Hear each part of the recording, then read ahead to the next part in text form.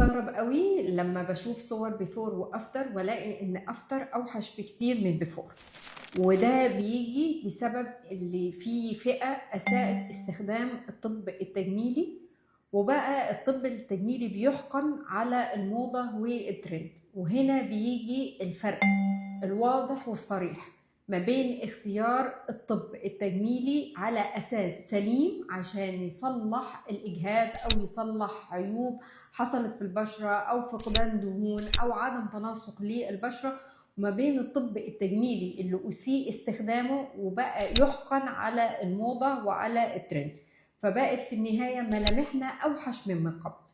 اختاري طبيبك بعناية، بلاش نحقن عشان الحقن دلوقتي موضة. احنا المفروض نعمل اللي احنا محتاجينه، مش اللي يغير ملامحنا ونحقن حاجات مش محتاجينها، لان على المدى البعيد صدقيني هتندمي.